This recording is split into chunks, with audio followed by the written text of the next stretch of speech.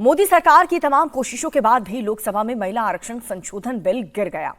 सरकार bill pass कराने के लिए 2/3 बहुमत नहीं जुटा पाई और इसके साथ ही पीएम मोदी का देश की आधी आबादी को पूरा हक देने का सपना अधूरा रह गया। लोकसभा में महिला आरक्षण संशोधन बिल गिरने से महिलाओं को लोकसभा और राज्य विधानसभा में 33% आरक्षण का रास्ता एक बार फिर से बंद हो गया है। लोकसभा में बिल गिरने के बाद महिला सांसदों में जबरदस्त गुस्सा नजर आया। एनडीए की महिला सांसदों ने विपक्ष के खिलाफ जमकर नारेबाजी की और वहीं अब सरकार भी विपक्ष के खिलाफ संसद में सड़क तक लड़ाई लड़ने के लिए उतर आई।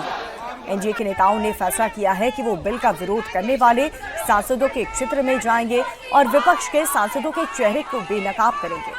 सरकार का कहना है कि लोकसभा में बिल नहीं पारित होने के बावजूद उनका संकल्प और अधिक मजबूत हुआ है। एनडीए सरकार नारी सम्मान और महिला सशक्तिकरण की लड़ाई आगे भी यूं ही जारी रखेगी। तो ये तस्वीर आपको दिखा रहे हैं। लोकसभा में जैसे ही महिला आरक्षण बिल गिरता है वैसे ही एनडीए की तरफ से ये प्रोटेस्ट शुरू हो जाता है। बीजेपी की जो सांसद हैं वो सड़क पर निकल करके विपक्ष के खिलाफ जम करके हाथ में तख्तियां लेकर के नारेबाजी करती हुई नजर आई और साथ ही महिला विरोधी होने का आरोप भी यहाँ पर उन्होंने लगाया है। तो आप देख सकते हैं विपक्ष ने आखिर विरोध क्यों किया, क्या कारण विपक्ष के रहे, किन ग्राउंड्स पर मना किया, वो भी आपको बता रहे। दक्षिणी राज्य की कारण दिया, ओबीसी और एससी वर्ग का कारण दिया। दक्षिणी राज्य की संसद में ताकत कम हो जाएगी, ये कह रहा है विपक्ष। तक दूसरा ओबीसी और एससी वर्ग। तो विपक्ष की तरफ से विरोध इस बिल का हुआ है और इसी विरोध को लेकर के बिल गिर गया और बीजेपी की जितनी भी महिला सांसद हैं वो संसद के बाहर निकल करके हाथ में तख्तियां लेकर के कांग्रेस और जितने भी विपक्षी दल हैं उनके खिलाफ नारेबाजी करती हुई नजर आई।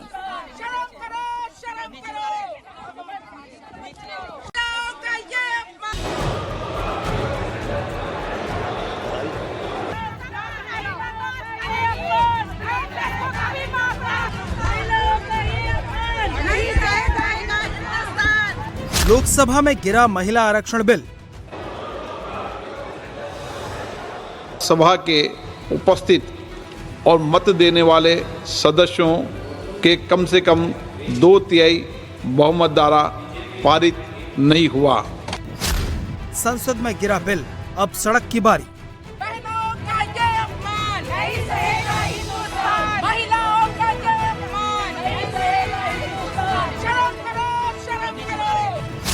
नारी शक्ति के हक की लड़ाई संसद से सड़क पर आई।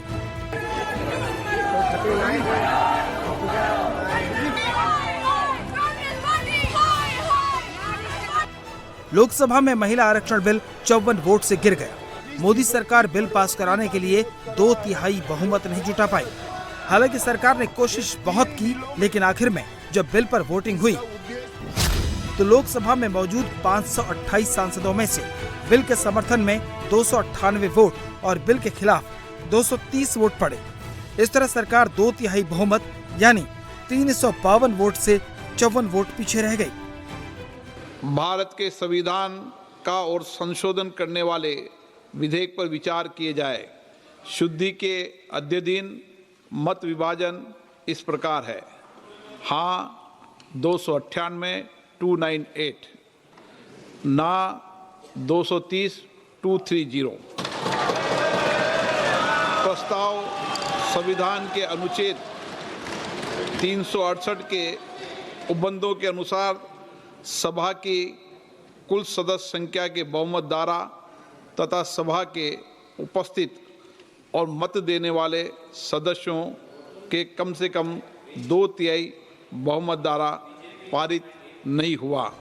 लोकसभा में महिलाओं के लिए आरक्षण से जुड़ा संविधान संशोधन बिल पास न होने के बाद एनडीए के महिला सांसदों ने संसद परिसर में धरना दिया। एनडीए के महिला सांसदों ने हाथों में तख्तियां लेकर कांग्रेस के खिलाफ जोरदार नारेबाजी की। एनडीए के महिला सांसदों ने महिलाओं का ये अपमान नहीं सहेगा हिंदुस्तान के नारे लगाए।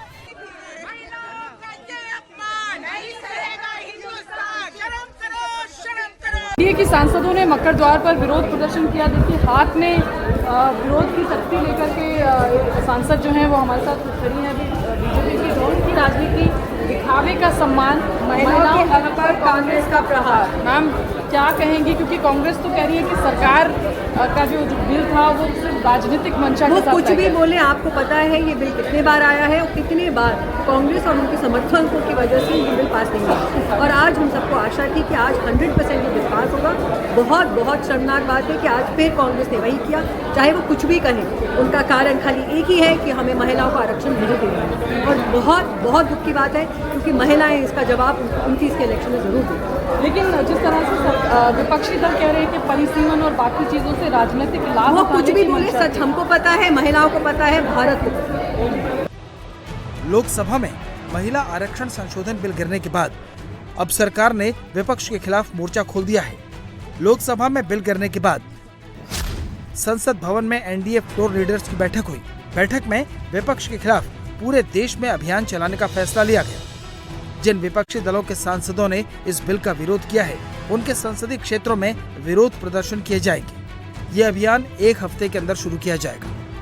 कांग्रेस पार्टी ने, विपक्ष ने जो है हर हद पार कर दी है अन्याय की, और मैं कहूँगी कि कहीं ना कहीं महिलाओं से घृणा की उन्होंने हर हद पार कर दी है। और आज भारत की बेटी जो है उसका मनोबल उन्होंने पूरी तरह से गिरा दिया है, पूरी तरह से तहस नहस कर दिया है। और मैं सोचती हूँ, I feel like a personal loss for my self and for all the women जिनके लिए हमें इतने सपने थे। ये हमारी हार नहीं हुई, ये देश की आधी आबादी की हार है। और इन लोगों ने अपनी अहम की वजह से महिलाओं का साथ छोड़ दिया। बहुत दुख की बात है। हमारी तरफ से बहुत कुछ इन्हें समझाया गया था, सारे तर्क वितर्क इनके साथ हमारे हुए, लेकिन ऐसी स्थिति में इन्होंने आधी आबादी को जो अधिकार देना था, उनका अधिकार है संसद में आना। आज वचन पूर्ति का दिन था, लेकिन आज विपक्ष पर केवल और केवल राजनीतिक स्वार्थ पड़ा है। देखिए, कल रात 2 बजे तक इस पर बहस हुई। रात को 2 बजे तक कल संसद चला। प्रधानमंत्री जी समझाए, गृह मंत्री जी समझाए, तभी भी इनकी समझ में नहीं आता। सीधे शब्द में बोले तो ये महिला विरोधी है कांग्रेस, और ये संसद से शुरू हुआ है, ये नीचे तक जाएगा। हर पंचायत में, हर गाँव में ये लड़ाई अभी जारी रहेगी। हम आरक्षण लेके रहेंगे। महिलाओं का अपमान किया है और इसमें साथ नहीं दिया विपक्ष ने, कांग्रेस पार्टी और बाकी जितना भी है विपक्ष साथ नहीं दिया, और आज महिला का अपमान हुआ है। इस सदन में जो माननीय मोदी जी, यशस्वी प्रधानमंत्री जी लाए थे नारी के सम्मान में, आज साथ नहीं दिया विपक्ष, जिस वजह से पास नहीं हो पाया। ये नारी का अपमान हुआ है, और इसको जो है नारी शक्ति बर्दाश्त नहीं करेगी, पूरे देश में इसका जवाब देगी। बीजेपी ने इस हार को नारी शक्ति के लिए झटका बताया। पार्टी ने आरोप लगाया कि विपक्ष ने विधानसभाओं में महिलाओं का ज्यादा प्रतिनिधित्व पक्का करने के एक ऐतिहासिक मौके को रोक दिया। लोकसभा में महिला आरक्षण बिल गिरने के बाद इसका असर भी दिखने लगा है। देश के अलग अलग शहरों में महिलाएं सड़क पर उतर आई हैं।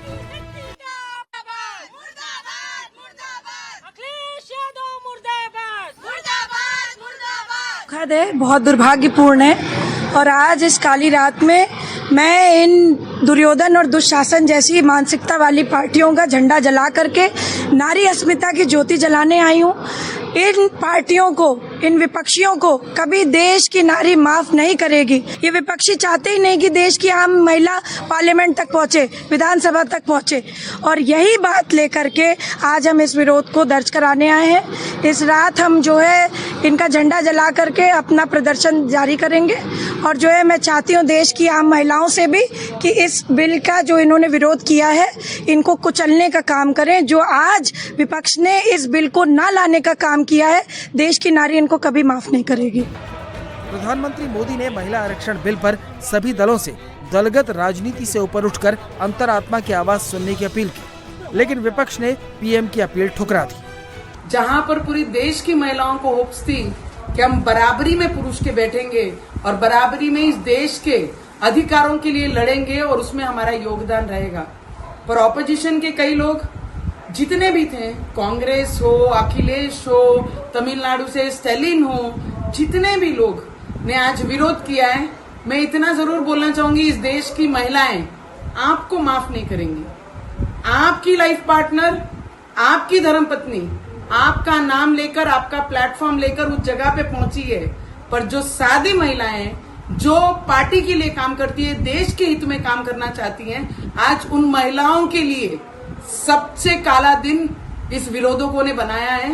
तो ये याद रखना, ये विरोधकों को इस देश की कोई भी महिलाएं कभी माफ नहीं करेंगी।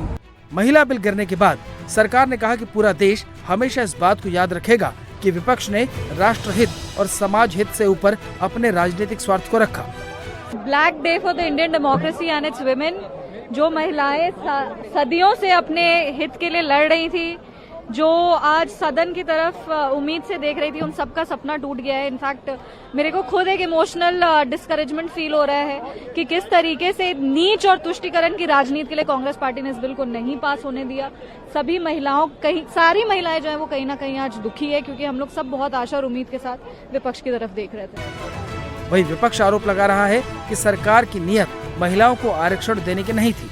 कांग्रेस सांसद प्रियंका गांधी ने कहा कि अगर सरकार 2023 के बिल के आधार पर प्रस्ताव लाती तो सारे विपक्षी दल उसे सपोर्ट करते। ये देश की अखंडता की बात है, हम कभी इससे सहमत नहीं हो सकते कि आप इस महिला आरक्षण को इस तरह से परसीमन से जोड़े कि वो पुरानी जनगणना पर चले जिसमें ओबीसी शामिल भी नहीं है।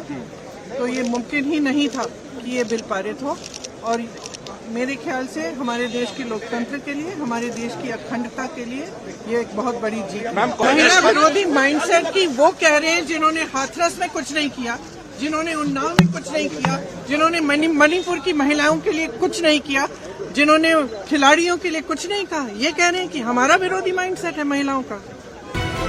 वही सरकार ने साफ कर दिया है कि लोकसभा में बिल पारित नहीं होने के बावजूद उसका संकल्प और अधिक मजबूत हुआ है। एनडीए सरकार नारी सम्मान और महिला सशक्तिकरण की लड़ाई आगे भी जारी रखेगी। लोकसभा में महिला आरक्षण संशोधन बिल गिरने से देश की महिलाओं को बहुत बड़ी निराशा हुई है। बिल गिरने पर बीजेपी की महिला सांसदों ने विपक्ष पर आरोप लगाया कि कांग्रेस और इंडिया गठबंधन की सभी पार्टियां महिलाओं की विरोधी हैं। वो नहीं चाहते कि देश की आधी आबादी को उनका पूरा हक मिले।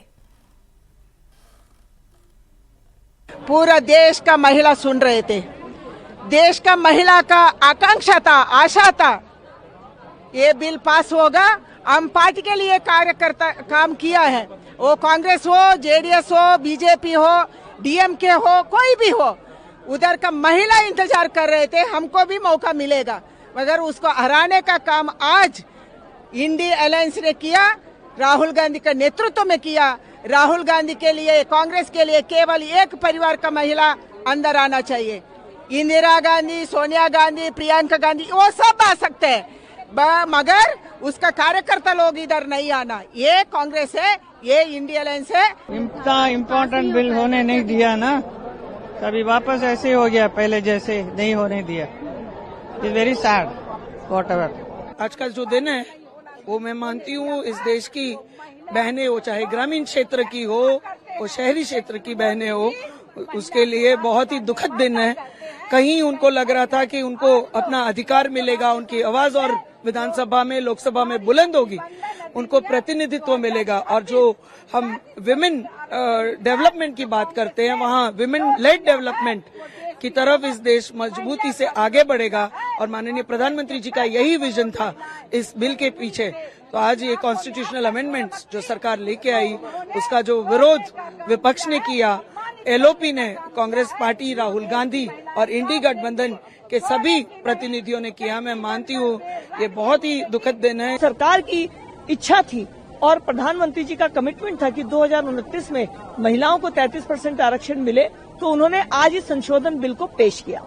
लेकिन कांग्रेस ने हमेशा की तरह अपने सहयोगियों के साथ अनेक इस तरह की मांगे रखी, जिसको केंद्र सरकार ने मान लिया। लेकिन उसके बाद भी उन्होंने इस बिल के खिलाफ वोटिंग करी और 2/3 की मेजोरिटी न होने के कारण ये बिल, जिसमें कि महिलाओं को आरक्षण लागू होना था, वो गिर गया। और देश की बहनों के साथ ये बहुत बड़ा आज धोखा हुआ है। जिस तरह से देश की महिला को अपमानित करने का काम किया राहुल गांधी जी के नेतृत्व में, ये इस देश की महिलाएं कभी माफ नहीं करेंगी। उन्हें देश की महिलाओं का अधिकार छीना, उसके सपनों को छीना, और उनके लिए तो सोनिया गांधी, इंदिरा गांधी और प्रियंका गांधी ही है जिसको आरक्षण मिले, उनका पुश्तैनी है। लेकिन जो आम महिलाएं हैं, जो पंचायत से लेकर संसद तक काम करती है, उन महिलाओं को अधिकार को उन्होंने छीना है। विपक्ष महिला विरोधी है।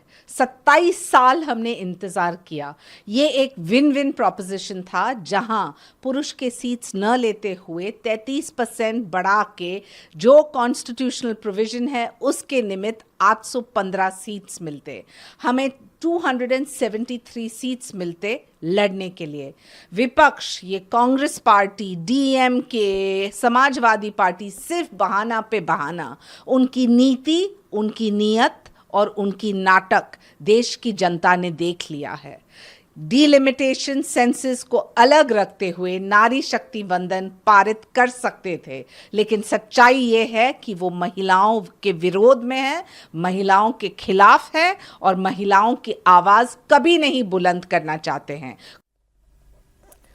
और वहीं महिला आरक्षण संशोधन बिल गिरने पर विपक्ष की महिला सांसदों का कहना यह है कि सरकार महिला बिल संशोधन की आड़ में डिलिमिटेशन बिल पास कराना चाहती थी। सरकार की मंशा कभी भी महिलाओं को हक देने की थी ही नहीं।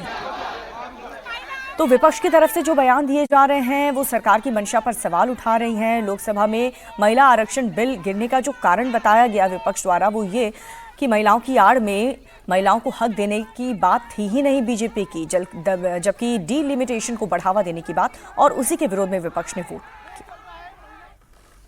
ये गलत तरीके से भ्रम भ्रांति फैलाई जा रही है सरकार द्वारा।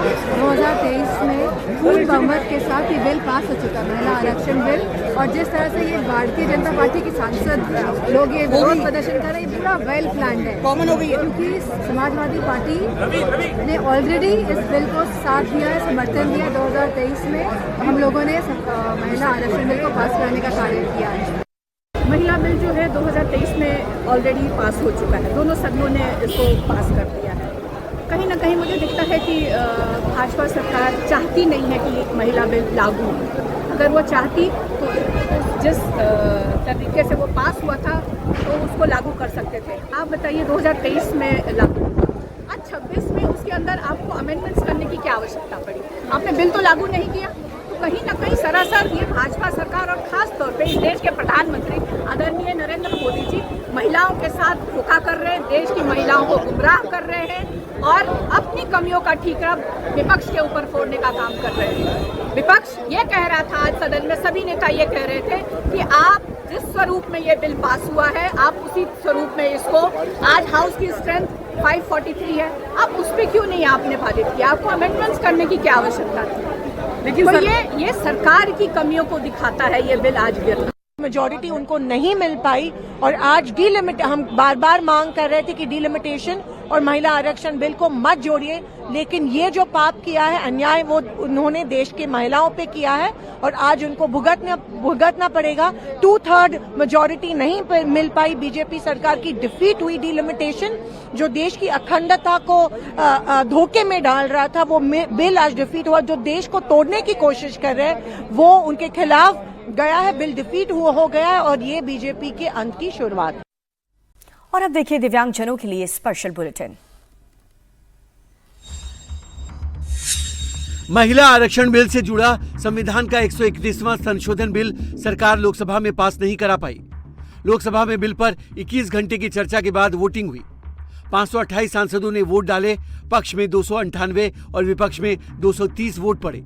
हालांकि संविधान संशोधन विधेयक को पारित करने के लिए आवश्यक 2/3 बहुमत यानी 352 वोट प्राप्त नहीं हो सके। इसके बाद संबंधित 2 दूसरे विधेयकों पर भी वोटिंग नहीं करवाई गई। एनडीए फ्लोर लीडर्स की बैठक में तय हुआ कि अब देश भर में इस मुद्दे को उठाया जाएगा। इलाहाबाद हाईकोर्ट ने दोहरी नागरिकता के मामले में राहुल गांधी के खिलाफ केस दर्ज करने का आदेश दिया है। हाईकोर्ट ने कहा कि राहुल के खिलाफ लगे इन आरोपों की जांच होनी चाहिए। हाईकोर्ट ने उत्तर प्रदेश सरकार को आदेश दिया कि या तो वो इस मामले की जांच करे या फिर सीबीआई से इसकी जांच करवाए।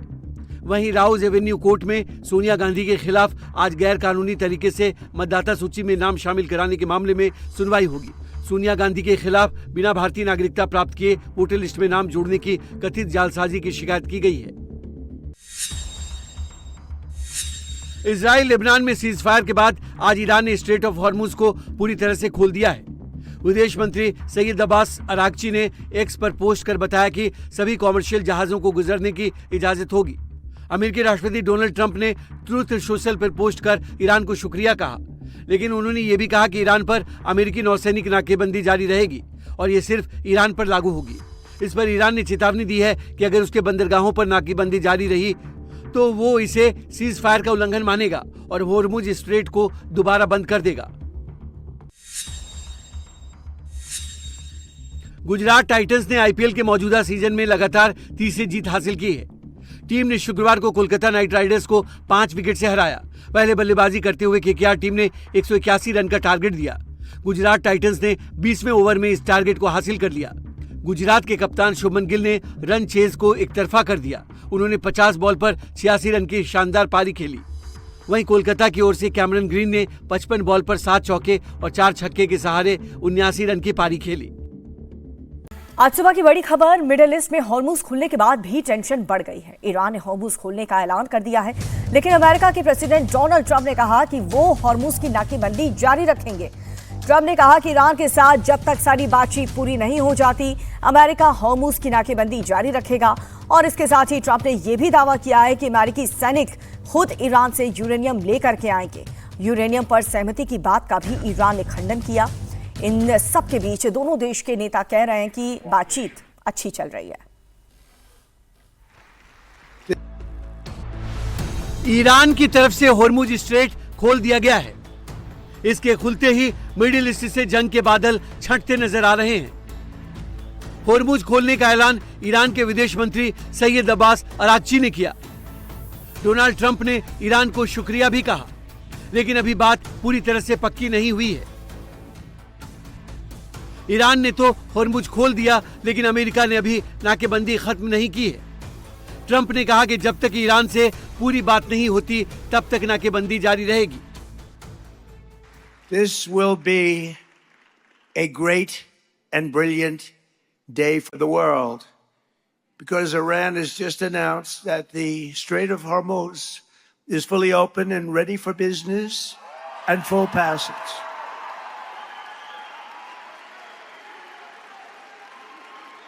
But the naval blockade, with the greatest navy in the world, from the greatest military the world has ever seen, we built it during my first term. We built it. They said I was crazy. We weren't so crazy, were we? Will remain in full force and effect as it pertains to Iran until such time as our transaction with Iran is 100% complete and fully signed. And this process, we're getting along well, but who knows with anyone, but who knows with Iran in particular. This process should go very quickly, and that most of the points are already negotiated and agreed to. Hormuz पर America के रवैये से Iran नाराज है। Iran के विदेश मंत्रालय ने सरेआम नाराजगी जाहिर कर दी है और अमेरिका को चेता दिया है कि इसका जवाब दिया जाएगा। इस बीच डोनाल्ड ट्रंप ने ईरान के साथ बातचीत से पहले बड़ा दावा कर दिया है। अब ट्रंप ने बहुत बड़ा दावा किया है कि ईरान अपना न्यूक्लियर मटेरियल देने को राजी हो गया है। ट्रंप के दावे पर संशय इसलिए है क्योंकि मुस्तफा की टीम ने ट्रंप के दावे को हवाई बताया है। The USA will get all nuclear dust. You know what the nuclear dust is? That was that white powdery substance created by our B-2 bombers, those great B-2 bombers, late one evening 7 months ago. No money will exchange hands in any way, shape, or form. Iran will be, and you know how we're going to get the dust, right? Iran, we were going to take it anyway, but taking it that way is slightly more dangerous, but we were going to get it anyway. But Iran, with the help of the USA, has removed or is removing all of the sea mines, and most importantly, it never agreed, and you'll understand, they will never have a nuclear weapon. They will never have a nuclear weapon.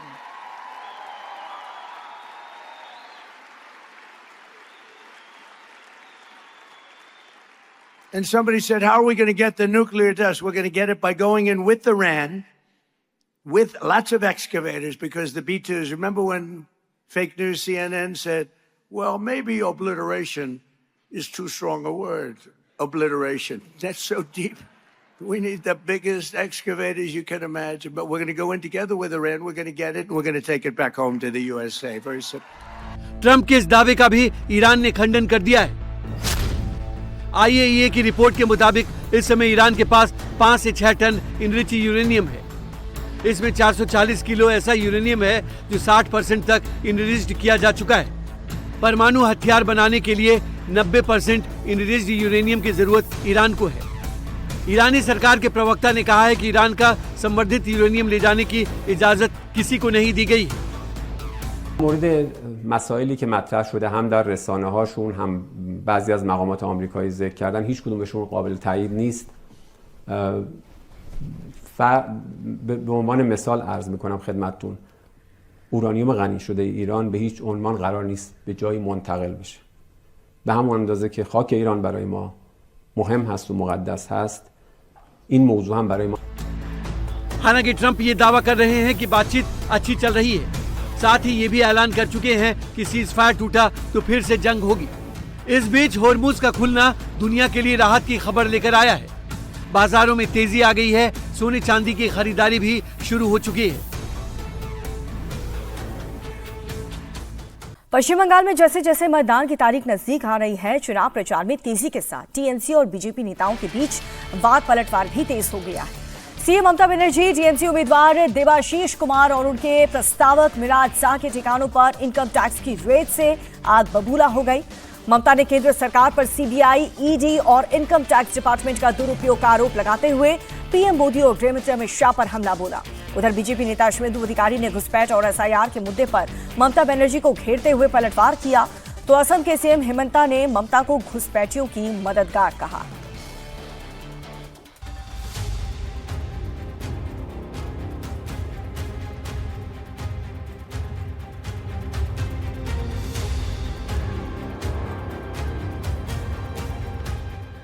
সাথে এলো মোটা ভাই, নিয়ে এলো ED CBI. Mamata Banerjee झूठा है, चोर मचाया शोर। ममता ने कूच बिहार की रैली में इनकम टैक्स के छापों को लेकर पीएम मोदी और गृहमंत्री अमित शाह पर जोरदार हमला बोला। उन्होंने कहा कि ईडी, सीबीआई और इनकम टैक्स की बंदूकें बंगाल में नहीं चलेंगी। আমি অনেক প্রধানমন্ত্রী দেখেছি, আমি 7 বার আপনাদের আশীর্বাদের শুভেচ্ছায় আমি পার্লামেন্টে গেছি।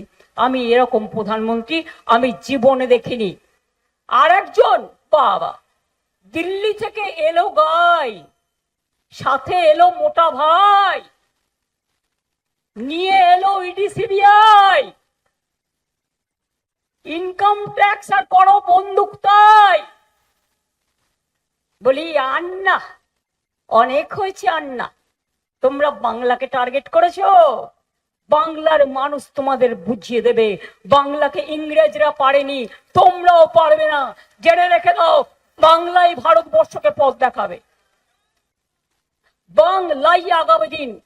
বাংলায় জিতে আমরা দিল্লি থেকে ওদের সরকার ভাঙবই ভাঙবই ভাঙবই গণতন্ত্রের মাধ্যমে, দেখে নেবেন। उधर बीजेपी की ओर से ममता को नेता प्रतिपक्ष शुभेंदु अधिकारी ने जवाब दिया। उन्होंने एसआईआर और वोटर लिस्ट पर ममता को घेरा और कहा कि बंगाल में सुनामी टीएमसी को साफ कर देगी। ममता बनर्जी झूठा है, चोर मचाया शोर, खुद चोर है। वो जो काम करती है वो पहले वो सब बोलती है, दूसरे के ऊपर थोपना उनका एक एजेंडा है। पिछले कोई चुनाव में जिस तरीके से हादसा हुआ, इसलिए जनता कुछ डर में है, लेकिन इलेक्शन कमीशन जो मेजर ले रहा है, आज सेंट्रल पोस्ट जिस तरीके से काम शुरू किया है, हम लोग का पूरा उम्मीद है इस बार गुंडा मुक्त चुनाव होगा। असम के सीएम हिमंता बिस्वा शर्मा ने भी ममता बनर्जी को घुसपैठ और एसआईआर के मुद्दे पर निशाने पर लिया। हिमंता ने पूछा कि जिनके नाम वोटर लिस्ट से कटे वो लोग कभी सामने क्यों नहीं आए। 1 करोड़ नाम कैसे एसआईआर में काट सकते हैं? और आप लोग देखिए, एसआईआर में नाम काटने का बाद ममता भी हल्ला कर रहा है, लेकिन जिसका नाम काटे हैं वो रास्ता में नहीं आए हैं। इसलिए उनको मालूम है कि एक बार अगर वो रास्ता में आ जाएगा लोग तो पकड़ लेगा। भाई तुम तो भारत का है ही नहीं तो 1 करोड़ लोगों का नाम काटने का बाद यहाँ बहुत बड़ा आंदोलन होना चाहिए था कि नहीं चाहिए था।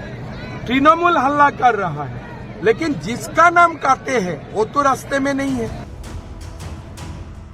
पश्चिम बंगाल में पहले चरण का चुनाव 23 अप्रैल को है। उसको लेकर सभी दलों ने प्रचार तेज कर दिया है। बीजेपी की ओर से आज एक बार फिर यूपी के सीएम योगी आदित्यनाथ मोर्चा संभालने वाले हैं। योगी आदित्यनाथ की आज कूच बिहार और जलपाईगुड़ी में जनसभा है, जबकि बांकुरा में वो रोड शो करेंगे। योगी के अलावा असम के सीएम हिमंता आज भी पश्चिम बंगाल में चुनाव प्रचार करेंगे।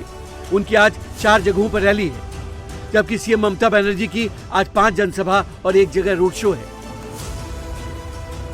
यानी आज एक बार फिर सीएम ममता और बीजेपी के नेता एक दूसरे पर प्रहार करते नजर आएंगे। कांग्रेस नेता पवन खेड़ा को सुप्रीम कोर्ट से एक बड़ा झटका लगा है। सुप्रीम कोर्ट ने ट्रांजिट अग्रिम जमानत पर रोक हटाने की मांग वाली उनकी याचिका खारिज कर दी है। सुप्रीम कोर्ट ने पवन खेड़ा को असम जाकर के बेल लेने के लिए कहा है। खेड़ा ने सुप्रीम कोर्ट से ट्रांजिट अग्रिम जमानत मंगलवार तक बढ़ाने की मांग की थी, ताकि वो असम की सक्षम अदालत में याचिका दायर कर सके। खेड़ा का तर्क था कि असम की अदालत फिलहाल बंद है। पवन खेड़ा के वकील अभिषेक मनु सिंघवी ने सुप्रीम कोर्ट से कहा कि बिना मुझे सुने बुधवार को एक तरफा आदेश पारित कर दिया गया।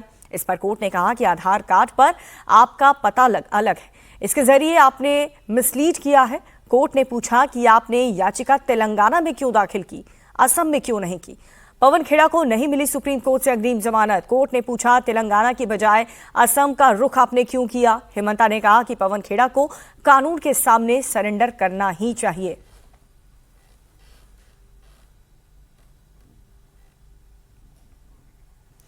तो पवन खेड़ा के खिलाफ आखिर ये पूरा मामला क्या है? दरअसल रिंकी शर्मा ने पवन खेड़ा के खिलाफ शिकायत दर्ज कराई थी, क्योंकि पवन खेड़ा ने पासपोर्ट को लेकर के आरोप लगाया था। उधर पवन खेड़ा को लेकर के हिमंता बिस्वा शर्मा ने कहा है कि उनको कानून के सामने सरेंडर करना चाहिए। साथ ही हिमंता ने राहुल गांधी पर भी निशाना साधा।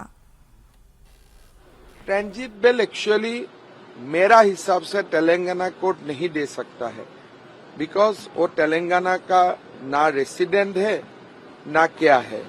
जो भी है असम गवर्नमेंट ने इसको सुप्रीम कोर्ट तक लेके गया, सुप्रीम कोर्ट ने स्टे किया है, कानून अपना रास्ता लेगा। सर, राहुल गांधी बोला है कि इस मैटर में इन्वेस्टिगेशन होना चाहिए, जो आरोप पवन खेड़ा ने लगाया। ऐसा 10 आरोप अगर मैं राहुल गांधी का ऊपर लगा दो, क्या राहुल गांधी यही बात बोलेगा? मेरा वाइफ और मेरा पासपोर्ट में जनताओं का सामने, आप लोगों का सामने रख दूंगा। क्या राहुल गांधी अपना पासपोर्ट हमारा सामने रखेगा? क्या राहुल गांधी देश को बताएगा वो कितना कितना देश में जाते हैं? तो राहुल गांधी को हर सलन ये बात बोलने का पहले याद रखना चाहिए कि वो भगवान नहीं है। आप जो बात पूछेगा वो बात मैं भी आपको पूछने का अधिकार है। तो ये बात ये नहीं हो सकता कि आप बोलेगा और मैं नहीं बोलूंगा। आपका भी पासपोर्ट आप लाओ दिल्ली का प्रेस का सामने, और मेरा पासपोर्ट और मेरा सारा परिवार का पासपोर्ट भी मैं लाऊंगा।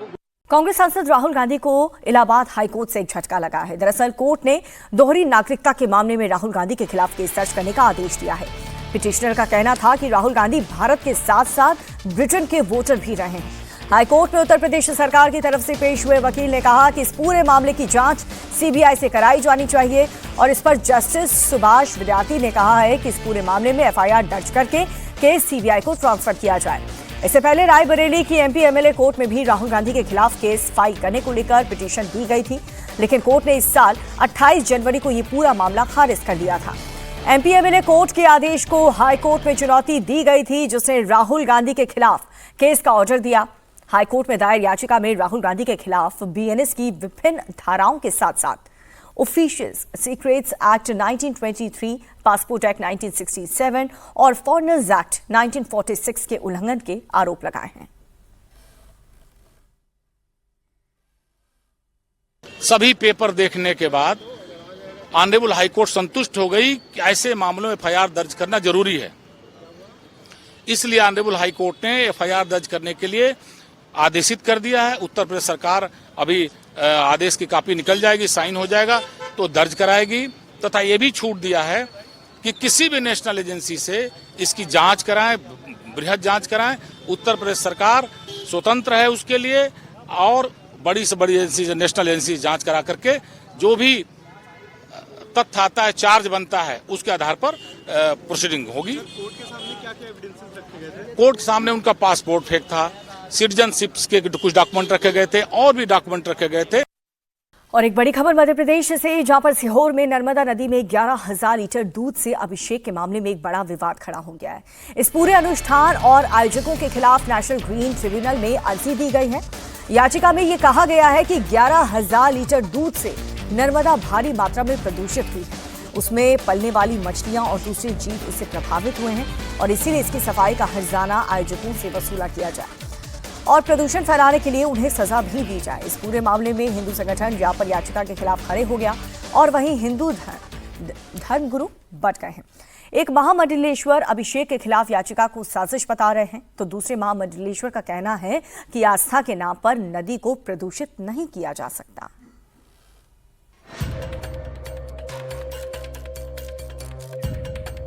इसमें नर्मदा में दूध चढ़ाने से लोगों का भला होता है। अच्छी चीज है। कई किलोमीटर तक पानी अब पीने लायक नहीं बचा। यदि ऐसा पानी पिया जाता है तो लोगों को गैस्ट्रोइंटेस्टाइनल बीमारियां, स्किन डिसीज और तमाम तरह के डिसीज का सामना करना पड़ेगा। विज्ञान और डॉक्टर ये कहता है कि दूध जो है समस्त जीव जंतुओं के लिए पौष्टिक होता है। आस्था को प्रणाम, किंतु उस आस्था का प्रदर्शन दर्शन पे भारी पड़ रहा है, ये उचित नहीं।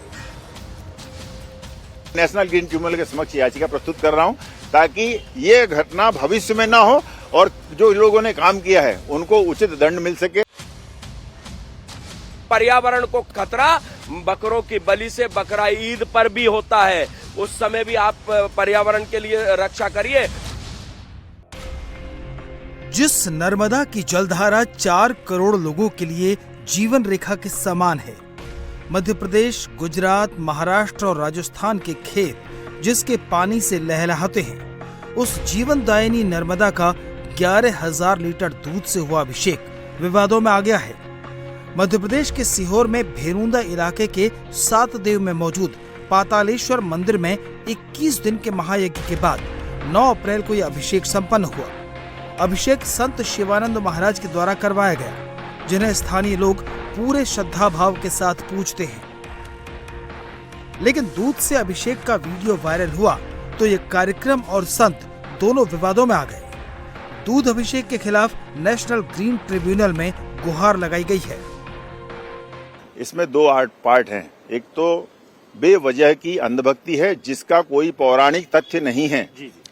किसी भी विद्वान से पूछेंगे जो धर्मशास्त्र का ज्ञाता हो, उसकी नजरों में कुछ भी ऐसे प्रमाण नहीं है जिसे लगता हो कि नदी के अंदर इतनी बड़ी मात्रा में 11,000 लीटर दूध जो है उसको डाल दिया जाए। तो ये बेसिर पैर की हरकतें हैं, कवायदे हैं। दूसरी बात सामाजिक और आर्थिक है जो बहुत ज्यादा जरूरी है। मध्य प्रदेश वो राज्य है जहां पर 10 लाख से अधिक बच्चे कुपोषित हैं, दूध नहीं मिलता उसके कारण कुपोषित हैं। ये बात बहुत ध्यान रखना चाहिए। मध्य प्रदेश में 75% महिलाएं जो हैं वो आज भी एनीमिया से ग्रसित हैं। इतनी बड़ी मात्रा का दूध को यदि दिया जाता तो कम से कम 5 गांव के बच्चों को तो माल न्यूट्रिशन से बचाया जा सकता है। जिनको अंधभक्ति लगती है उनको अंधभक्ति लगती है। कल तो आप कह देंगे कि भगवान को स्नान भी क्यों कराते हो, पानी बर्बाद होता है। जी। भगवान को वस्त्र क्यों पहनाते हो? हाँ। वस्त्र जो है वो गरीबों में बांट दीजिए। तो गरीबों में बांटने की व्यवस्थाएं अलग है ना। हाँ। हमारी आस्था, हमने 11,000 लीटर दूध से माँ का अभिषेक किया, माँ को चुनरी अर्पित की जाती है। कल आप कहेंगे कि चुनरी क्यों अर्पित की जाती है, तो चुनरी में भी ढेरों साड़ियां एकत्रित करके फिर अर्पित की जाती। ये तो मेरी स्वयं की आस्था है कि किनको मुझे साड़ी अलग से बांटनी है और माँ को क्या अर्पित करना है, क्योंकि आज अगर हमारे पास कुछ है तो वो प्रभु का दिया हुआ है, सिर्फ उसकी कृपा से सब व्यक्ति को उपलब्ध होता है। दूसरी बात अगर आप कहें तो पर्यावरण सिर्फ क्या हिंदुओं के लिए है क्या? पर्यावरण बचाने की जिम्मेदारी हमारी है। किसी ईद पर आप जब बकरों की बलि दी जाती है, हजारों गैलन पानी जो है वो नालियों में बहता है, तब पर्यावरण दूषित नहीं होता।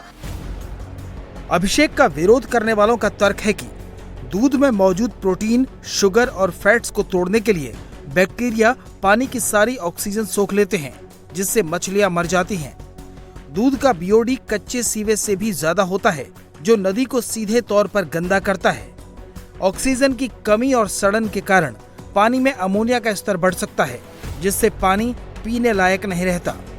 नर्मदा का पानी पूरी जगह अल्कलाइन है, आज भी अल्कलाइन है। माने नर्मदा का पानी पेट के लिए सबसे ज्यादा फायदेमंद है, ये हेल्दी है। इतनी बड़ी मात्रा का दूध डालने से नर्मदा का पानी बहुत बड़े इलाके में अम्लीय हो जाएगा। इसका मतलब वो पानी जो आप पी नहीं सकते, उससे स्किन डिसीज हो सकती हैं, उससे ब्लड संबंधी बीमारियां हो सकती हैं। सबसे ज्यादा नुकसान तो जलीय जीव जंतुओं को होता है। जलीय जीव जंतु जो है उससे उनको बहुत ज्यादा उनको नुकसान होता है। यूं कहें कि वो बहुत डेडली स्थिति में आ जाते हैं।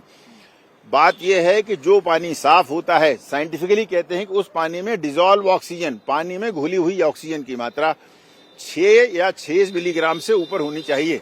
6 मिलीग्राम से ऊपर पानी होगा तभी पानी पोर्टेबल माना जाता है, तभी पानी पीने योग्य माना जाता है।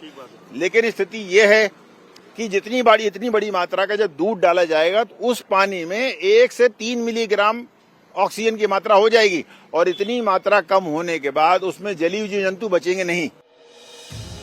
नर्मदा में अभिषेक की परंपरा की दुहाई देकर 11,000 लीटर दूध बहा दिया गया। भक्त भाव विभोर थे, क्योंकि इसे धार्मिक मान्यताओं के साथ जोड़ा गया। हिंदू धर्म में दूध को पवित्रता, शुद्धता और समृद्धि का प्रतीक माना गया है। दूध के बिना भगवान शिव का अभिषेक अधूरा माना जाता है। पितरों की आत्मा की शांति के लिए भी नदियों में दूध प्रवाहित करने की मान्यता है। नर्मदा में दूध अभिषेक की परंपरा बरसों पुरानी है। नर्मदा जी में दूध तो पहले से नर्मदा जी दूध की धारा चलती थी ना, उसमें कोई नया नहीं है, आज से कोई चल रहा है दूध। पहले से दूध चढ़ा, तो जीवन भर से दूध चढ़ा रहे हैं। हम यहाँ पे भी आए तो यहाँ पे भी हम डेली 151 लीटर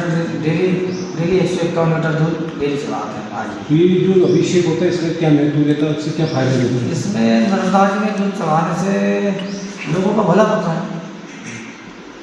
नर्मदा जी में दूध चढ़ाना अच्छी चीज़ है। जो आखिरी दिन आपने दूध चढ़ाया वो कितना था, कितनी मात्रा में था? 11,000 लीटर था।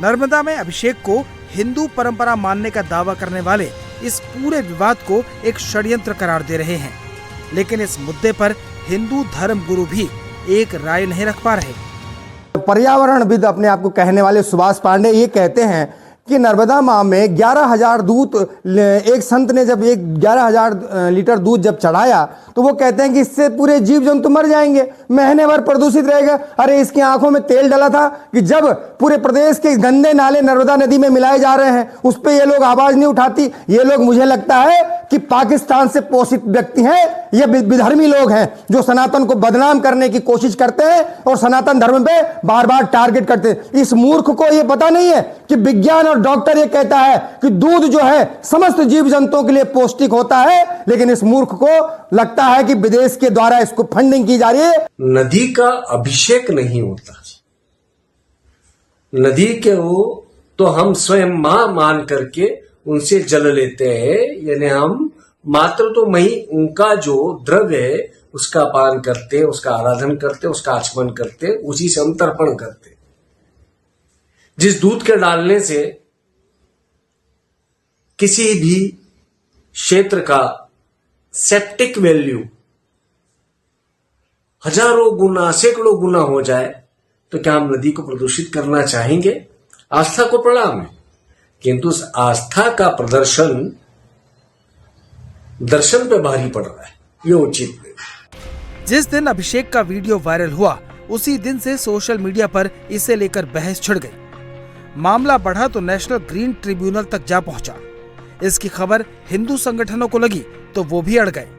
वही अभिषेक का विरोध करने वाले आयोजकों के लिए सजा की मांग कर रहे हैं। मैंने पूरी तैयारी कर ली है, मेरे पास सारे फैक्ट्स हैं, क्योंकि मैं एनवायरमेंटलिस्ट हूं। मैं इसको लेकर माननीय नेशनल ग्रीन ट्रिब्यूनल के समक्ष याचिका प्रस्तुत कर रहा हूं, ताकि ये घटना भविष्य में ना हो और जो लोगों ने काम किया है उनको उचित दंड मिल सके और उसके मुआवजे को लेकर के नर्मदा के क्लीनिंग, कंजर्वेशन और ब्यूटिफिकेशन के लिए काम में लाया जा सके। आप पिटीशन दायर करें तो जो पिटीशन दायर करने वाले हैं ना, उनसे मेरा निवेदन है कि उसमें ये भी लिखें कि एनजी जो पर्यावरणविद जो लोग पिटीशन दायर कर रहे हैं कि इस प्रकार के अभिषेक नहीं होना चाहिए, पर्यावरण को खतरा होता है, तो उसमें एक पॉइंट ये भी लिखे कि पर्यावरण को खतरा बकरों की बलि से बकरा ईद पर भी होता है। उस समय भी आप पर्यावरण के लिए रक्षा करिए, तब हमें समझ आएगा कि आप भारत में जो है एक समकक्ष बात कर रहे हैं, सभी के लिए नियम बराबर की बात। दूध की नदियां बहने की बात अब तक सिर्फ मुहावरों और कहानियों तक सीमित थी, लेकिन आज नर्मदा की लहरों में सफेद दूध को मिलते देख देश दो धड़ों में बंट गया है। सवाल है, क्या आस्था को लोक कल्याण और पर्यावरण से अलग रखा जा सकता है?